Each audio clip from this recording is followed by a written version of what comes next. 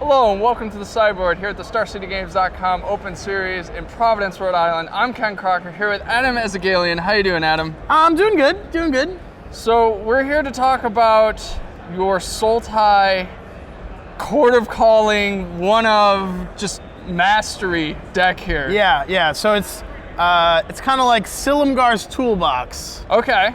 And basically, the standard format at this point is so diverse that you have a lot of sideboard cards, like Reclamation Sage, something along the lines of Dune Wake Giant, you have Drowned Tsar or something.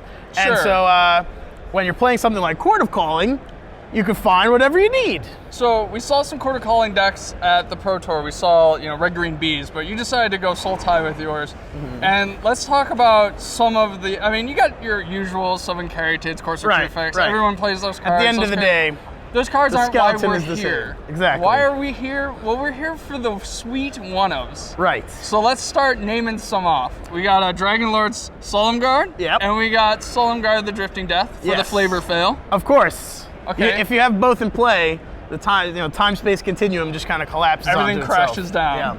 So we got a Hornet Queen and a Reaper of the Wilds. Yes. All right, so those seem like your more like mid-rangey kind of. Yeah. Reaper's been really good, just as like I don't need anything specifically, so he'll scry to draw to what you need, or just kind of like value stuff. And being only 4 mana, cording for 4 is not really usually that bad. So sure. And then we got some really sweet ones. So let's start here with a Clever Impersonator. Yes. So when you're cording up, I assume you're cording it up most of the time. Most of the time, yes. What are you looking to copy? Like, all right. What is the sweetest thing you've copied Some of the sweet ones. You can copy an Ugin. Usually pretty good. 4 mana Ugin? Yeah. Not bad. Copying a Hornet Queen is great. Copying their Dragonlord Silumgar to take it and then Legend Rule it out. It's kind of like an evil twin kind of thing. Copying their Silumgar, so then they have to like Crux on dragons and kill their own Silumgar. Copy your Icefall Regent, tap your Icefall Regent down. The possibilities are endless. They're just endless. They're literally any card your opponent will play. Yeah.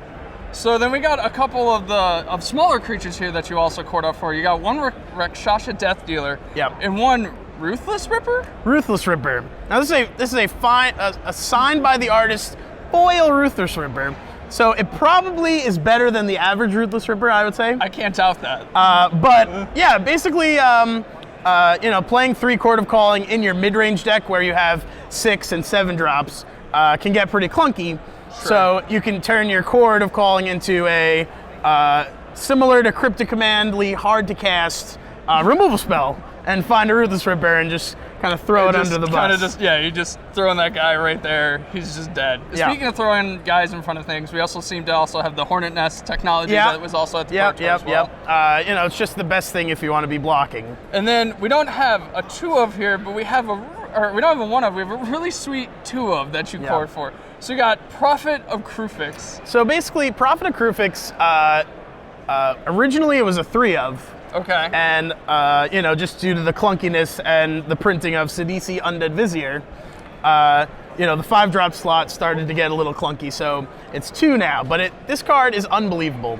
For one, you have to kind of use a removal spell on it right away. Sure. And in most situations, you can kind of wait until they're tapped out to play it, so you get a free spell out of it. So you might say a free 2/3 is not really that great, but let's say they go to kill it.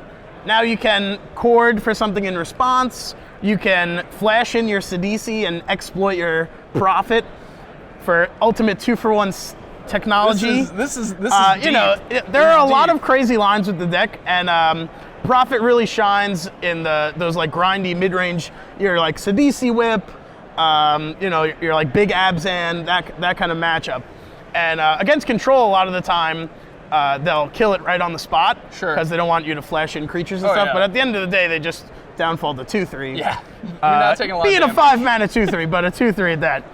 And so in the sideboard, we have Fenax, God of Deception. Yeah, that was the spicy one in the sideboard we wanted to talk about. So Fenax comes in against 2. Yeah, not to jump the gun or anything, but it's your show. Fenax has been incredible in the grindy mid-range matchups.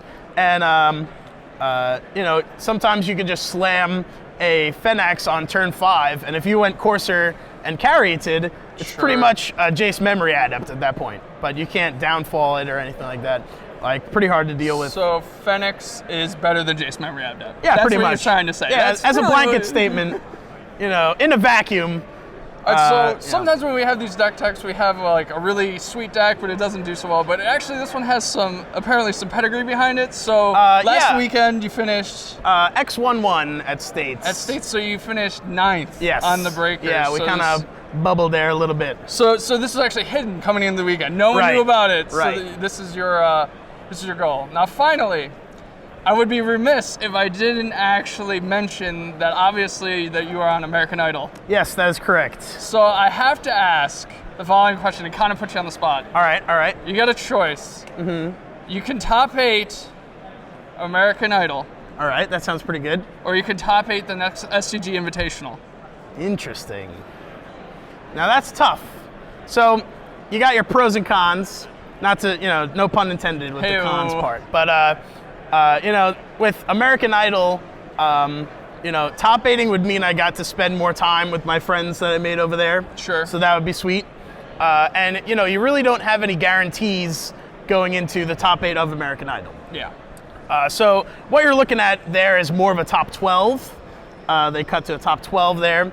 And that's when you start, really being, on a reality TV show. Sure. And less of, a competition show. Yeah. And so I ended up in the top 16. So I kind of lost my winning in there. Yeah. Didn't even, cash. You didn't even cash. You min cashed at best. Yeah. And I was actually doing the math before, and if you count up the rounds, sure. I went 10 and 11. Oh.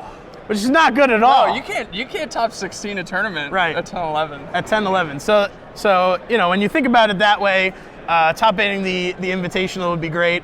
I'd love to see my face on a token, which is always the sweet prize at the end, and of course going to the Players Championship would be great. But I'd have to go with top 8ing the American Idol. All right, I guess I'll let it slide. Well, thank you, Adam. Thank you for citing us in from Thanks the sideboard. for having me. Really appreciate it. Yeah. All right, stay tuned for more action here at the Star City Games Open in Providence, Rhode Island.